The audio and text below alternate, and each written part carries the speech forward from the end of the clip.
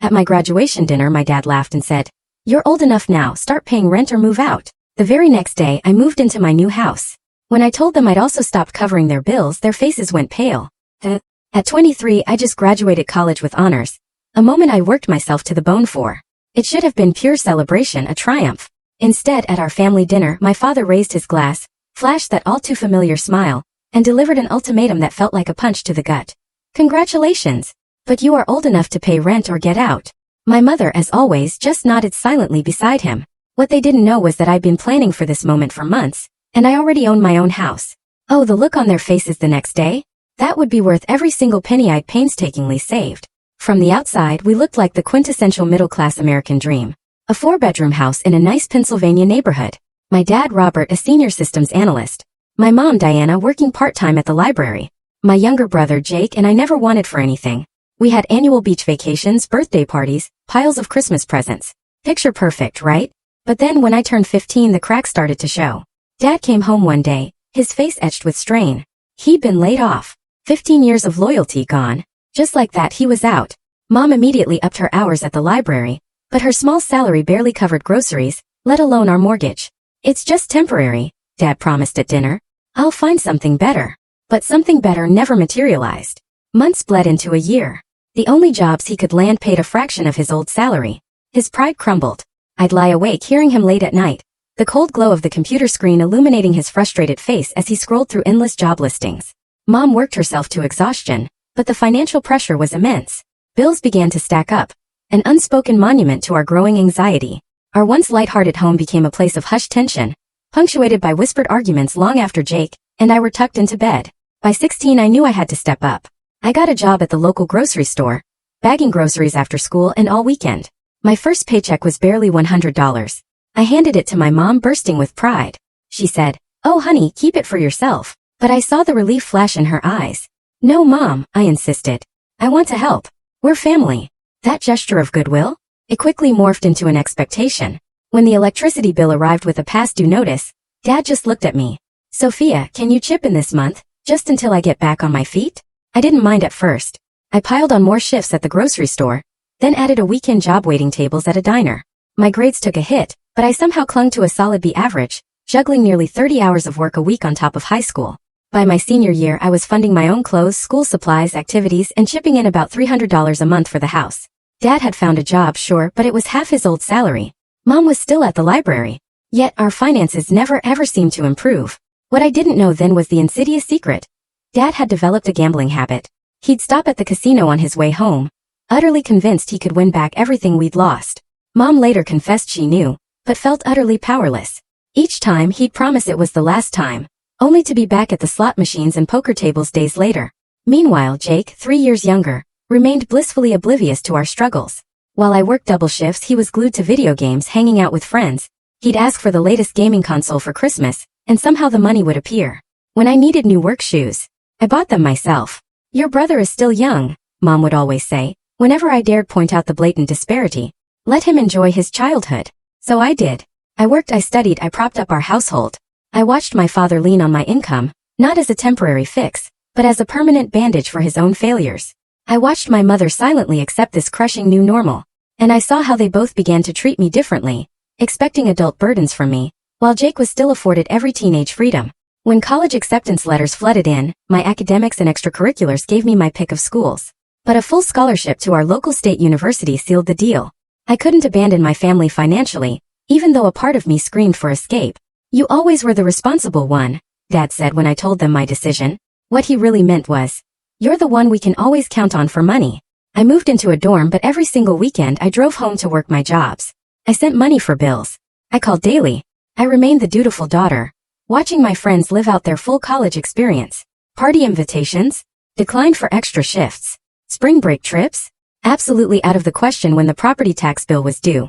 Through it all, I clung to a mantra. Asterisk, it's temporary. Once I graduate, once Dad gets back on his feet, once our finances stabilize, I can focus on my own life. Asterisk, but deep down, a chilling, uncomfortable truth began to settle. Nothing was going to change unless I changed it. College, my supposed ticket to freedom, became another crushing obligation. My typical Monday started at 5 a.m. Up, quick shower, then review notes for an 8 a.m. business ethics class, protein bar shoved in my mouth. Rushed to my campus job at the admissions office, 10 a.m. to 2 p.m. Afternoon classes until 5, then a quick, often microwave dinner and studying until midnight. Tuesdays and Thursdays were a blur of similar frantic pace. Weekends, no reprieve. Friday evening, I'd drive home straight to the diner for the dinner shift. Saturdays meant a double at the grocery store. Sundays were split between diner brunch and laundry before I dragged myself back to campus. My roommate Elaine would often be just starting her weekend when I was collapsing back into our dorm, utterly spent and dreading Monday. "You know this isn't normal, right?" she'd say one Sunday. "Most college students aren't paying their parents' bills." I just shrugged defensively. "They need the help." "But do they really?" Elaine pushed. "Your dad has a job. Your mom works. Jake's old enough to get a part-time job too. Why is it all on you?" Her question stung. I had no good answers. The truth was I'd never dared to question it. It had seeped in so gradually, from a temporary crisis fix to becoming the family's permanent financial safety net. Before I knew it, I was footing the electric bill, the internet bill, often the grocery bill too. "The internet's getting shut off," Mom would text. "Can you send $200 for the bill? Dad's car needs repairs. Can you help with the $500 mechanic bill? We're a little short on the mortgage this month. Can you contribute $800? Each request arrived with the silent, ironclad expectation that I would comply. And I always did. I'd scrape together every penny, eat ramen for a week straight and wire the money home. The brief gratitude? It would vanish as quickly as it appeared, swallowed by the next urgent need. By sophomore year, the requests had exploded. I was regularly sending nearly 70% of my meager earnings home. My own life was stripped bare.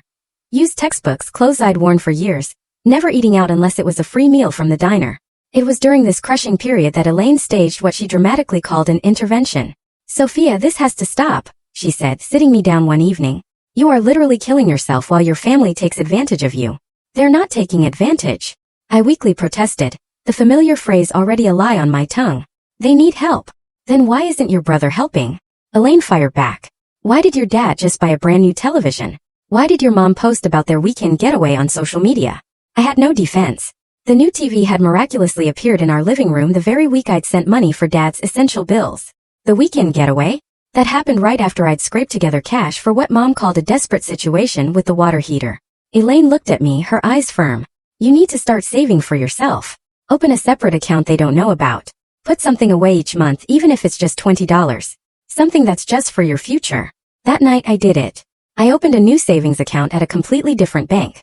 I set up direct deposit for 20% of my meager earnings to go straight into that account, untouched, before I could even be tempted to send it home. It wasn't much at first, maybe $50 a week, but it was mine, and it was a start. Junior year I found a lifeline.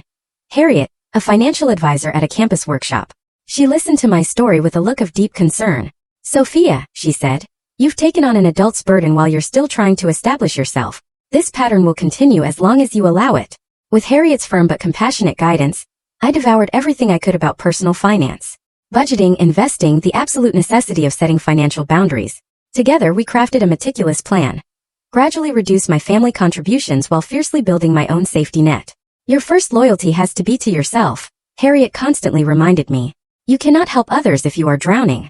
By senior year, that secret savings account had swelled to a truly respectable sum, and a high-paying internship with a marketing firm, which saw my work ethic, turned into a full-time job offer upon graduation. For the very first time, I saw a future not dictated by my family's endless needs. It was then that I made a decision that would change everything. With Harriet's continued support, I started looking at starter homes. A modest but up-and-coming neighborhood, just 20 minutes from campus. Housing prices were reasonable, and with my growing savings and excellent credit score thanks to years of careful management, and that new job offer, I qualified for a mortgage. I found it a small 2-bedroom house with a little yard and a front porch. It needed some love, some cosmetic work, but it was structurally solid. The price? Incredibly, it was well within my budget, especially when I thought about how much I'd been pouring into my parents' house all those years. 3 months before graduation, I closed on that house in absolute secrecy. Only Elaine and Harriet knew. I told my family I was working extra shifts during spring break. My hands trembled as I signed the papers, terrified and utterly exhilarated by my own boldness. "This is the first day of your independent life," Harriet whispered, a proud smile on her face. I kept the house empty for those 3 months, occasionally visiting to just sit on the bare living room floor, dreaming, planning where furniture would go, how I'd decorate. But mostly, I mentally braced myself for the inevitable storm that would erupt when my family discovered I was finally cutting the financial cord. Graduation was coming, and with it, a reckoning I both dreaded and desperately needed. Graduation day itself was a blur of sunshine and nerves. I zipped up my cap and gown in the dorm room Elaine and I had shared for 4 years. My emotions a chaotic tangle of pride, fierce anxiety, and a thrill of anticipation. Today is about you, Sophia. Elaine reminded me, adjusting my cap. Just try to enjoy it, no matter what happens later. The ceremony unfolded on the university lawn. As I took my seat, I scanned the sea of faces, easily spotting my family. Mom waving a little too enthusiastically, Dad already checking his phone, Jake looking utterly bored, clearly there under duress. When my name echoed, Sophia Wilson, Bachelor of Business Administration, summa cum laude, I walked across that stage, head held high. I accepted my diploma, a firm handshake, a proud smile for the crowd. In that singular moment, looking out at all those faces, a powerful surge of accomplishment washed over me. No one, absolutely no one, could diminish this. This achievement was mine alone. Afterward, my parents finally found me in the crush of graduates. Mom hugged me so tightly I could barely breathe. Dad clapped me on the shoulder, a rare display of affection. We're so proud. Mom's eyes were genuinely warm. 4 years gone just like that, Dad added, then the familiar pivot. Time to join the real world now. Jake gave me a perfunctory, shoulder-bumpling hug. Can we eat? I'm starving. My parents had made reservations at Castiano's, a mid-range Italian place. Definitely a step up from our usual, but hardly a splurge. As we were seated, Dad, ever the showman, announced to the waiter, "We're celebrating our daughter's graduation today." The waiter smiled. "Congratulations. First round of drinks is on me." Dad ordered an expensive bottle of wine. Mom chose one of the pricier pasta dishes. Jake, of course, went for the nearly $30 steak. Me? I picked a simple chicken parmesan, already mentally tallying the damage, because despite Dad's grand declaration of treating me, I knew who would be footing the bill. Through appetizers, the conversation remained artificially light. Mom asked about my classmates. Dad inquired about the ceremony speakers. Jake complained about the sun. Not a single person asked about my job plans or what I wanted next. It was as if my graduation marked an end, not a beginning. As our main courses arrived, Dad cleared his throat, raising his wine glass. "A toast to our graduate, Sophia. We can't tell you how proud we are of what you've accomplished." I managed a fragile smile, raising my glass, allowing myself a brief moment of genuine connection. "You've always been responsible," Dad continued, his voice dripping with false praise. "Always thinking of the family first. That's a rare quality these days when so many young people only think of themselves." Mom nodded in agreement, her eyes misty, totally buying into the performance. And then the shift. The one I'd been dreading. "But," Dad said, his tone suddenly hardening, "graduation marks a transition to full adulthood. And with adulthood comes adult responsibilities." My stomach lurched. I knew what was coming. "Your mother and I have discussed it. And we think it's time you started contributing more formally to the household expenses." I nearly choked on my wine. "More formally?" "Dad, I've been paying bills since I was 16. He waved a dismissive hand.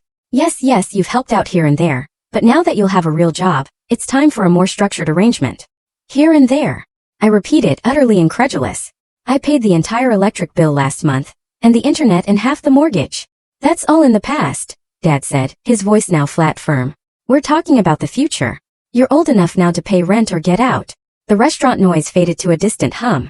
I stared at my father, his face utterly devoid of emotion, as if he were discussing the weather, not delivering a cold, calculated ultimatum that completely erased years of my selfless financial support. "We think $800 a month is fair," he continued, oblivious. "Plus continuing to help with utilities, of course. You'll be making good money now, and this will still be cheaper than getting your own place." Jake snickered. "Welcome to adult life, sis." I desperately looked at my mother, pleading for some recognition of the sheer absurdity, the blatant injustice of this demand.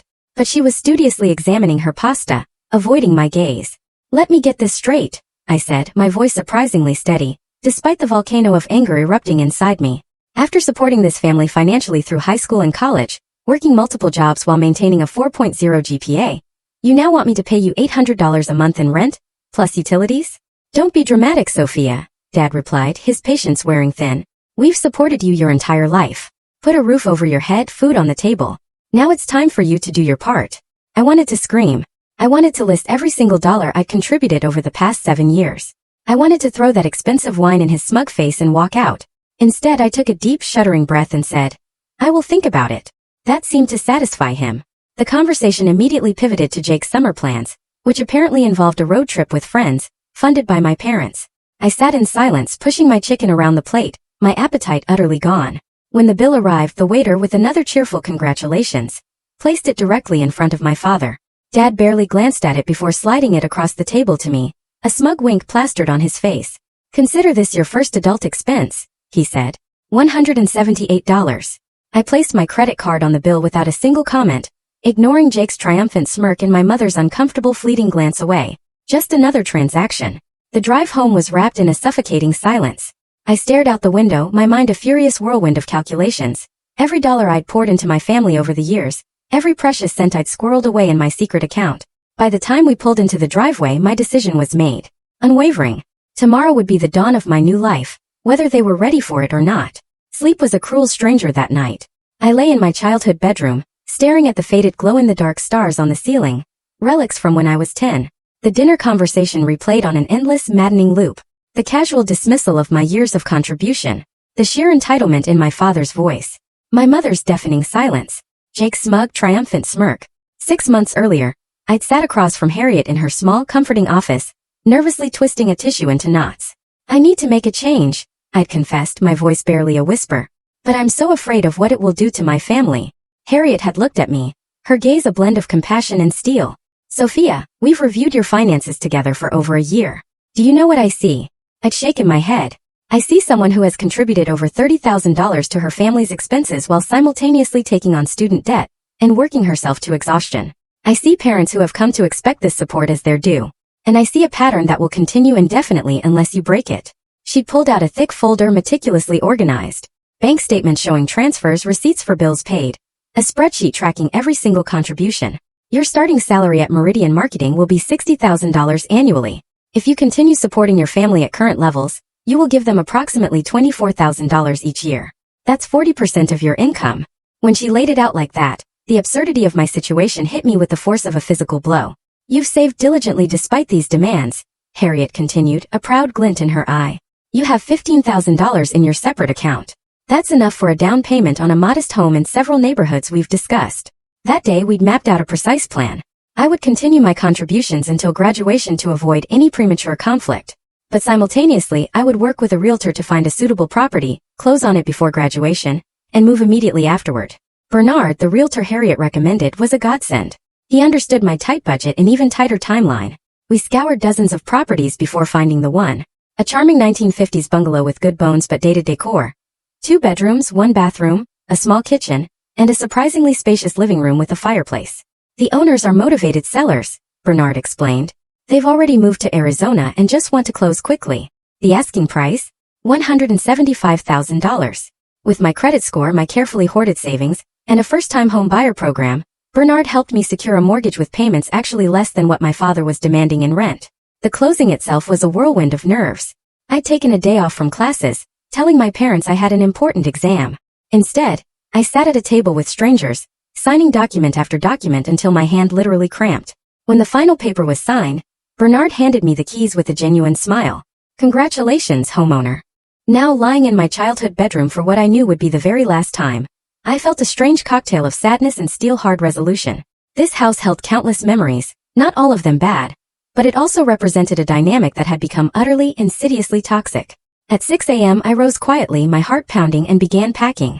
I was shocked by how little I actually owned despite living there most of my life. My entire wardrobe fit into 2 suitcases. My books and personal items filled 3 boxes. My meager jewelry, mostly inexpensive pieces I'd bought myself, fit into a small pouch. By 7:30, everything was stacked neatly by my bedroom door. I could hear movement downstairs now, my mother's familiar footsteps, the gurgling of the coffee maker. Taking a deep, fortifying breath, I carried the first suitcase downstairs.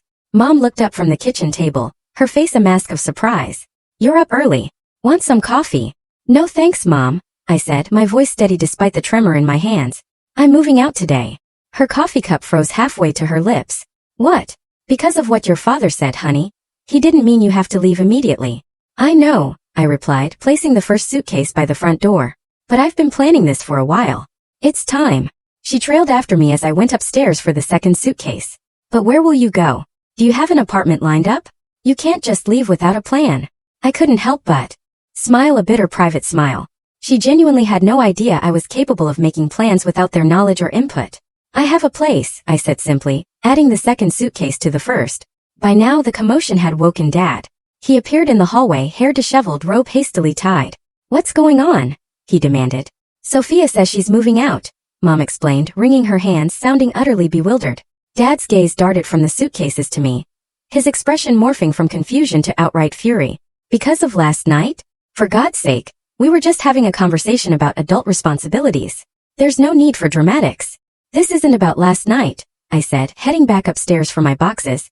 This has been my plan for months. I'm starting my new job on Monday, and I need to be settled in my new place before then. New place? Dad followed me, his voice incredulous.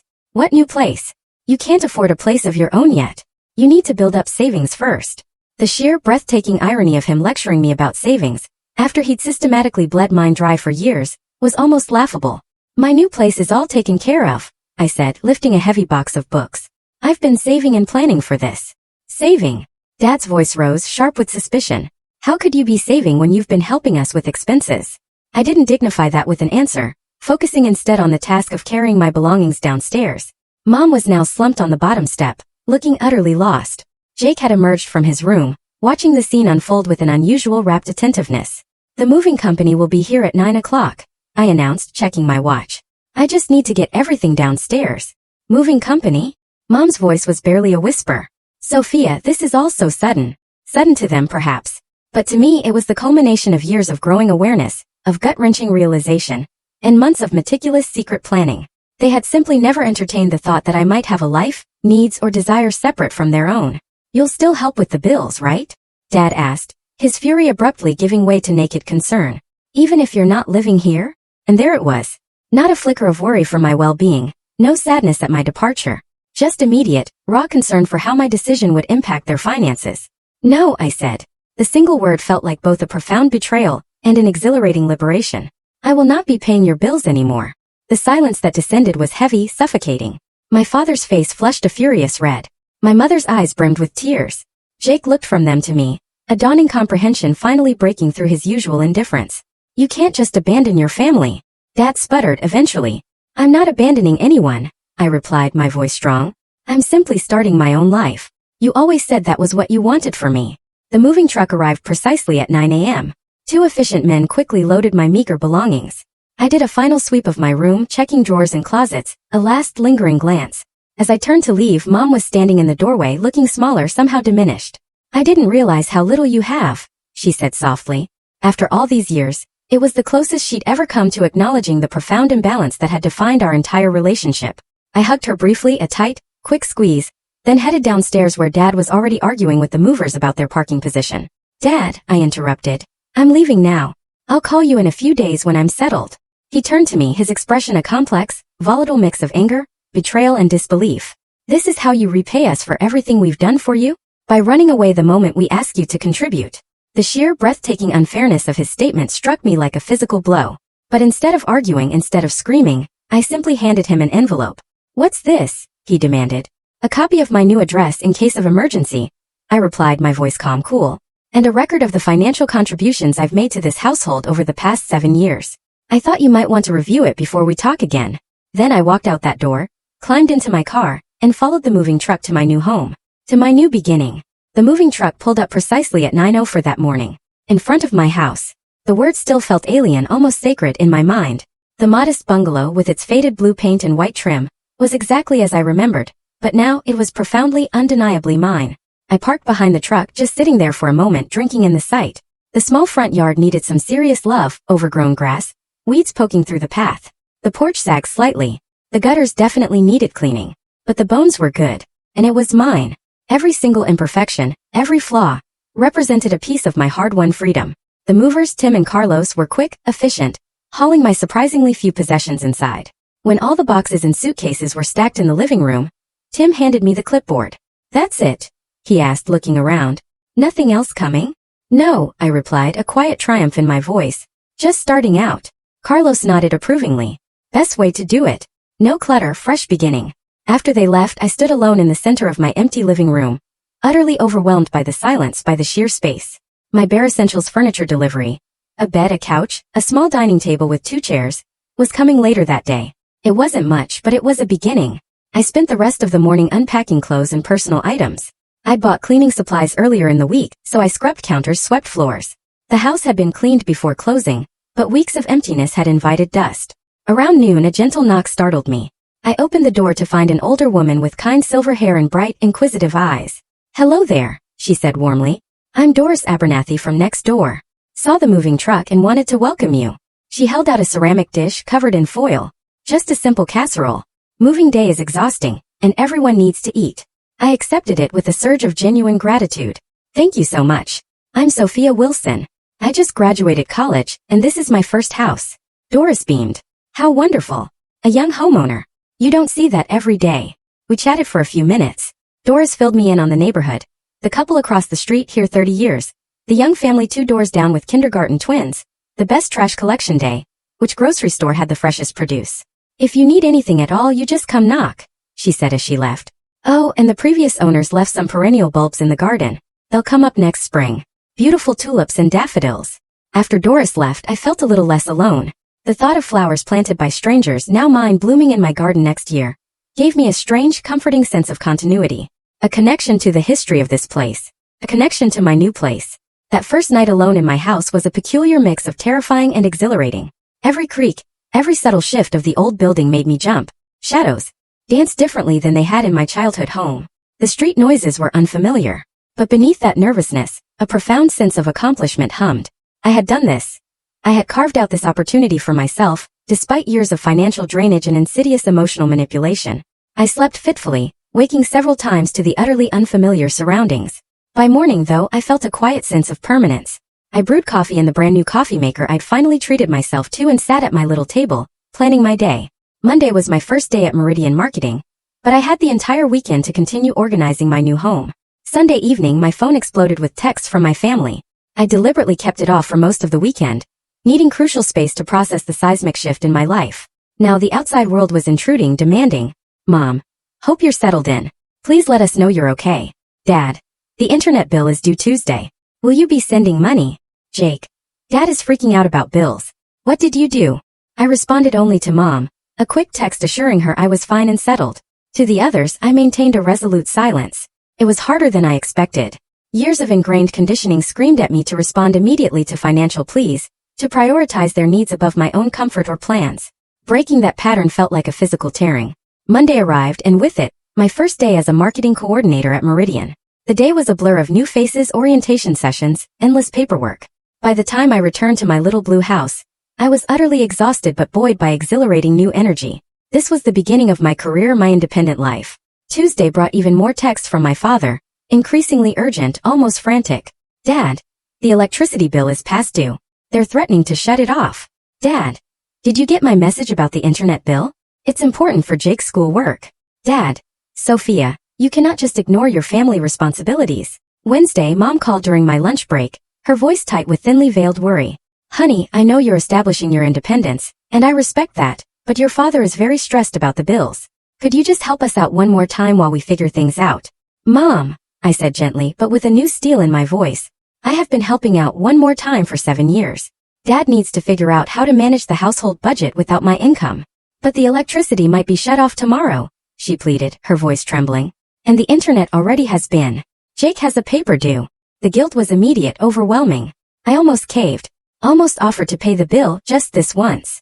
But Harriet's voice, clear and firm, echoed in my mind. "This pattern will continue as long as you allow it." "I'm sorry, Mom. I can't help anymore. Dad has a job. You have a job. The two of you need to figure this out." Thursday evening, the doorbell rang. I opened it to find my entire family standing on my porch, a bizarre, unwelcome tableau. Dad looked furious. Mom absolutely frantic. Jake predictably uncomfortable. "This is where you live now?" Dad demanded, not even a greeting, just looking past me into the house. "You bought a house?" "Yes," I replied, deliberately blocking the doorway for a moment. "Would you like to come in?" They filed past me into my small living room. A strange, bewildered procession. Dad immediately started his inspection, scrutinizing the fireplace, peering at the ceiling, opening doors to other rooms. Mom perched cautiously on the edge of the couch, hands clasped tightly. Jake, true to form, wandered into the kitchen and opened the refrigerator without a word. "How did you afford this?" Dad barked, reappearing in the doorway. "Where did the money come from?" "I saved," I said simply.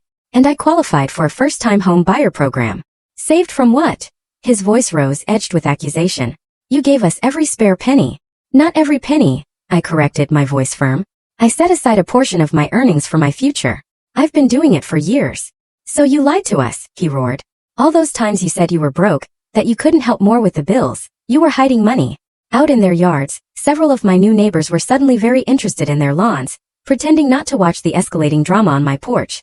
Doris, watering her flowers, cast a concerned, flickering glance our way. I never lied, I stated, my resolve unwavering. I contributed thousands of dollars to your household. I worked multiple jobs through high school and college to help support the family, but I also protected myself because no one else was going to. We're your parents. Mom interjected, her voice wavering. We've always protected you. Have you? I asked, looking directly into her eyes, no longer afraid. Or have you protected Dad and his poor financial choices at my expense?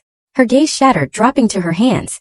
The electric company shut off the power this afternoon, Dad said, his anger momentarily giving way to a chilling desperation.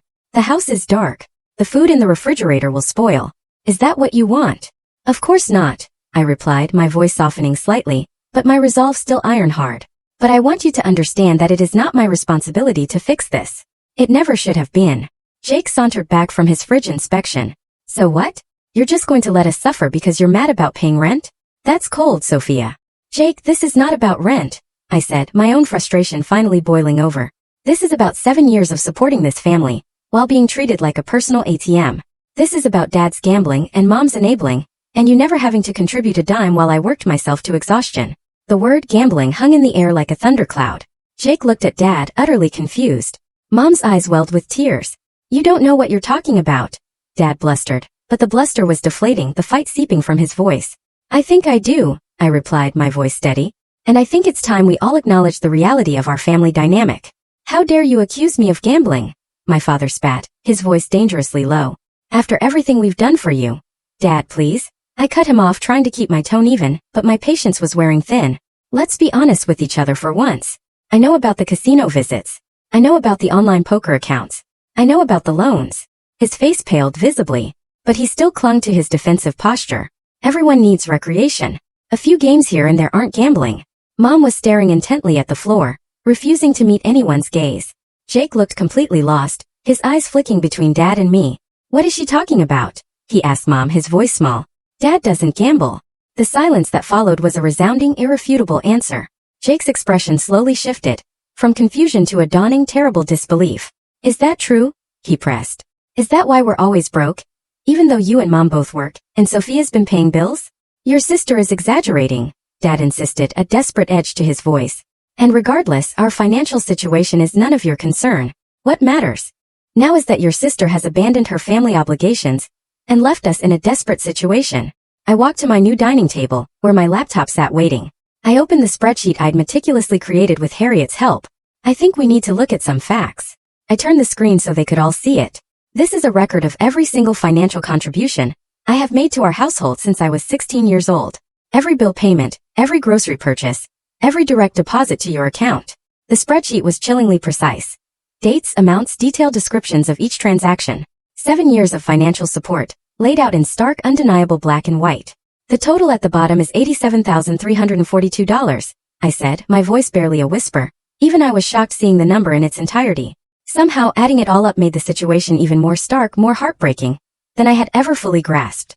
That can't be right, Dad muttered, leaning closer, his eyes scanning the figures, desperate for a flaw. You're making this up. I have receipts and bank statements for every entry, I replied, my voice gaining strength. This isn't an estimate. This is the exact amount I have given to support our family. While you gambled away your paycheck, and Mom pretended not to notice. Mom let out a heartbroken sob, covering her face with her hands.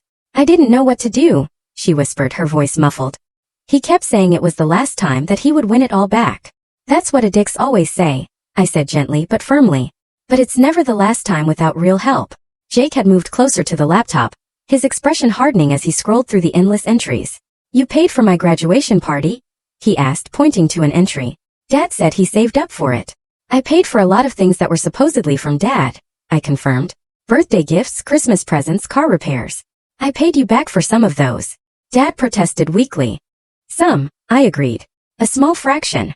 Jake turned to our parents, pure fury now blazing in his eyes. Why was Sophia paying for everything? Why did neither of you ever tell me what was really going on? We wanted to protect you, Mom said, finally looking up, tears streaming. We didn't want you to worry about adult problems.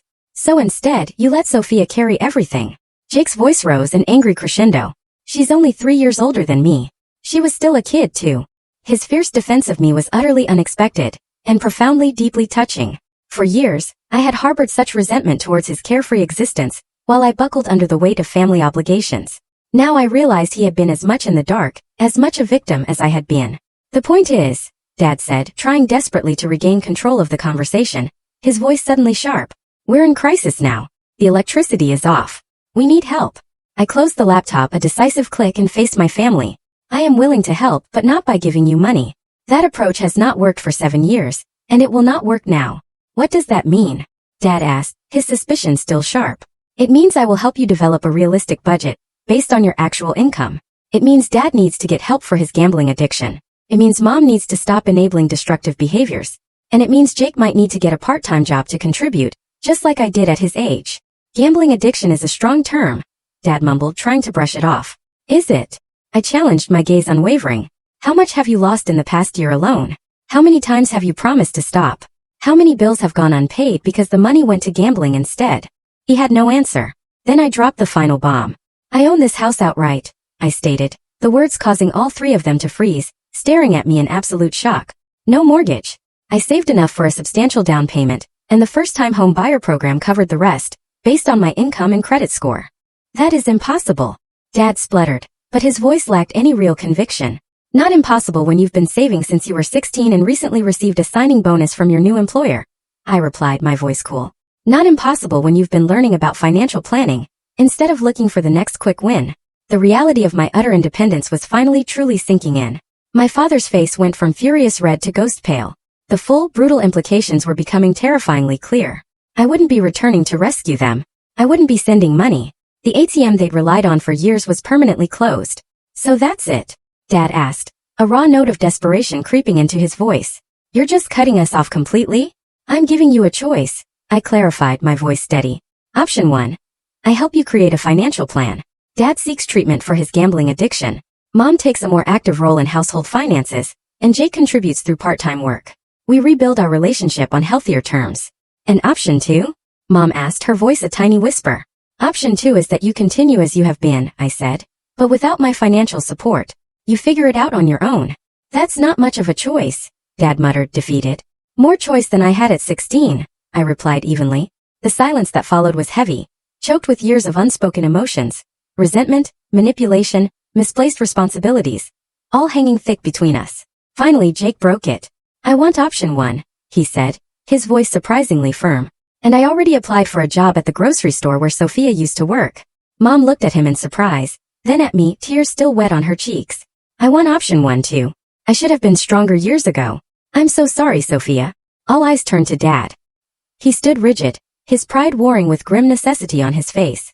You really own this house? He asked again, still trying to grasp it. I nodded. And we might lose ours if things don't change, he acknowledged, a reluctant admission. The second mortgage you took out last year without telling Mom is catching up to you. Up to you, I said, deliberately letting him know I knew even more of his secrets. Mom gasped. Second mortgage, Robert? You said that was a small personal loan.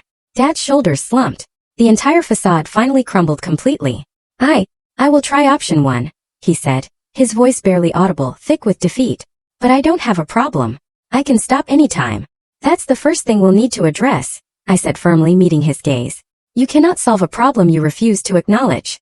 As they slowly prepared to leave, the grim reality of their situation visibly weighed on them. No electricity at home, mounting bills, all their carefully constructed secrets exposed. The family dynamic had shifted irrevocably. We'll talk tomorrow about next steps, I said as they stood on my porch. For tonight, you can stay at the Comfort Inn on 4th Street.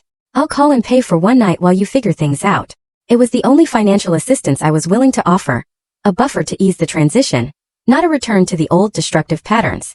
As their car pulled away from my house, I felt a complex, swirling mix of emotions. Guilt for their predicament, a lingering anger at years of exploitation, and a flicker of hope that real, genuine change might be possible. But most of all, I felt an overwhelming, soaring sense of liberation. The truth was finally out in the open, raw and painful, but with it came the undeniable possibility of healing. 3 months after that raw, gut-wrenching confrontation on my porch, life had transformed dramatically, for all of us.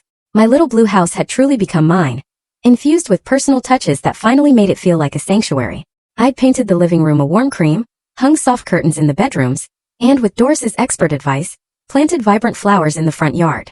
Each small change wasn't just decor. It was a tangible symbol of my burgeoning independence and a growing sense of self. At work, I was absolutely thriving. My marketing coordinator position at Meridian Marketing challenged me in ways college never had, and my supervisors quickly recognized my fierce work ethic and keen organizational skills. A small promotion came after just 2 months, along with the responsibility of managing our social media accounts. The sheer stability of a regular paycheck that was mine alone felt like an unimaginable luxury after years of immediately dissecting my earnings for various family needs. The relationship with my family had evolved into something I couldn't have possibly imagined on that tense graduation night. It hadn't been easy, and there were certainly setbacks, but the progress was undeniable. Dad had initially clung to his denial, resisting the idea of Gamblers Anonymous meetings, insisting he could control his habit without help. It took a formal notice of foreclosure proceedings from the mortgage company to finally shatter his delusion. The night he received that letter, he called me, sobbing a sound I had never heard from him before. "I don't want to lose our home," he choked out, his voice utterly broken. "I don't want to lose my family. Please help me." The very next day, I drove him to his first GA meeting. He's been going 3 times a week ever since. The process is excruciatingly difficult for him, demanding an honesty and vulnerability that doesn't come naturally after years of elaborate deception. But seeing him truly engage with the 12-step program, acknowledging the profound harm his addiction had caused, filled me with a cautious, fragile hope that real change was possible. Mom, meanwhile, had found full-time work as an office manager at a local dental practice, effectively doubling her previous income from the library. This new job didn't just give her financial security, it seemed to ignite a quiet confidence I'd never witnessed in her before. She'd also started attending support groups for families of gambling addicts, finally grappling with how her enabling behavior had inadvertently fueled the problem. "I thought I was protecting everyone by keeping the peace," she confessed to me over coffee one Sunday afternoon, her eyes filled with regret. "But I was just making it possible for the situation to continue. I failed you, Sophia. I let you carry burdens that were never yours to bear." Her raw, honest acknowledgement of my experience was healing in ways I hadn't dared to expect. For years, I'd felt invisible within my own family, valued only for the money I could provide. Having my mother see me, truly see me, was an unexpected, precious gift. Jake, surprisingly, had become a quiet pillar of support. He'd secured a part-time job at the same grocery store where I used to work, contributing his earnings to the household expenses. More importantly, he'd stepped up emotionally, often mediating between our parents when tensions flared during financial discussions. "I never realized how much you did for us," he told me one evening when he visited my house, a contrite look on his face. "I was so caught up in my own life that I didn't see what was happening right in front of me. I'm sorry for being such a self-centered jerk." His apology meant more to me than he could ever know. The resentment I'd carried toward him for years began to finally dissolve, replaced by a genuine, evolving fondness for the young man he was becoming. As for me, the most profound transformation was internal. The constant, gnawing anxiety about money, which had been my unwelcome companion since adolescence, was gradually, mercifully subsiding. I was learning to spend on myself without guilt, to save for my future without debilitating fear, and to establish boundaries without apology.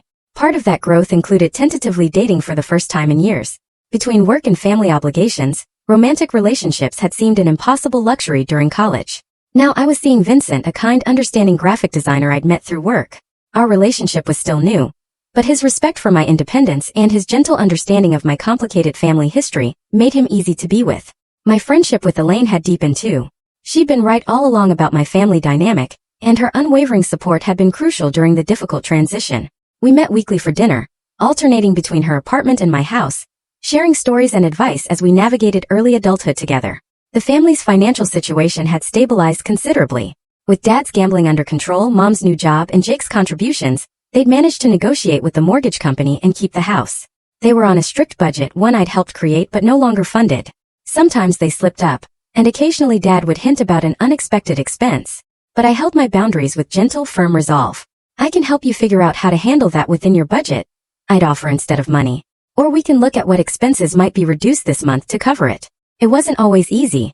Years of conditioning had trained me to swoop in and rescue them at any cost to myself. Sometimes the guilt was overwhelming, especially when Mom mentioned having to cancel small luxuries, or when Jake talked about delaying his college plans to work more hours. But I constantly reminded myself that true help meant supporting their independence, not fostering their dependence. One Sunday evening, almost exactly 3 months after our brutal confrontation, my family came to my house for dinner. It was our new tradition, a weekly meal together that symbolized our changing, healing relationship. I'd prepared a simple but lovingly made meal, and we sat around my small dining table, the conversation flowing more easily, more genuinely, than it had in years. I have some news, Dad announced as we finished dessert. I've been offered a position at Anderson Technology. It's not management level like my old job, but the salary is better than what I'm making now, and there's room for advancement. That's wonderful, Mom exclaimed, genuine pride shining in her voice. Congratulations, Dad, I added, reaching over to squeeze his hand. You deserve this opportunity. He squeezed back, his eyes suspiciously bright. I couldn't have done it without all of you, especially you, Sophia. Your tough love saved this family, even when we fought against it. His heartfelt acknowledgement brought tears to my eyes. For so long, I had yearned for nothing more than for my parents to see me, to value me for more than my financial contributions. This simple, profound recognition felt like the closing of one agonizing chapter, and the courageous, hopeful beginning of another. As they prepared to leave that evening, Mom hugged me tightly. I'm so proud of the woman you've become, she whispered, her voice thick with emotion. You taught us all what real strength looks like. Standing on my porch watching their car drive away, I felt a deep, abiding sense of peace I hadn't experienced in years. The journey had been agonizing, the confrontations brutally difficult, and the changes profoundly challenging. But through it all I had discovered my own worth, my own strength, far beyond what I could ever provide for others. I had learned that true family supports each other's growth, rather than exploiting each other's weaknesses. Most importantly, I had learned that sometimes, the most loving thing you can do for someone is to stop rescuing them, and instead, stand beside them as they learn to rescue themselves. Life wasn't perfect. My family still struggled at times. And yes, I still battled old habits of over-responsibility, but we were all growing, healing, and painstakingly building something healthier together. And that was worth every difficult conversation, every painful boundary, and every brave, terrifying step toward change.